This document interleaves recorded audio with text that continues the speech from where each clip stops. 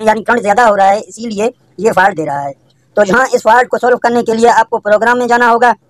आपके सामने जो भी जहाँ डिजिट आ जाएगा सॉरी, तो जहाँ आप ई में जाएंगे, पी में जाके डेटा एंटर करेंगे। जहाँ आपको कोड इसका लगाना है, हर किसी का अपना कोड होता है। जो पहले वाले VFD हैं उसका 40721 होता है, तो मेरे पास ये VFD है तो इसमें जी कोड लगता है। डेटा एंटर करेंगे तो इसकी PE01 में हम दाखिल हो गए हैं।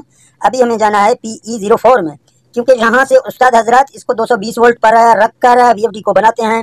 जो भी काम इसके अंदर करना है काम करते हैं, फिर वो लोग भूल जाते हैं कि ये VFD तो हमें 380 पर सेट करना था, इसीलिए ये 220 पर उसने सेट किया। फिर वो भूल जाते हैं, आप ले जाते हैं, आपको प्रॉब्लम होता है यानी OU3 का। तो जहाँ आप 4 में जाएंगे तो आप देख सकते हैं 230 लिखा हुआ है इस VFD में, यानी 230 से तो आपके सोलर पैनल ज़्यादा हैं, तो इसीलिए आ रहा है। तो आप जहाँ इसको 380 पे रखेंगे, यानी 380 पे यहाँ आप जब रखेंगे, यहाँ डेटा एंटर करेंगे।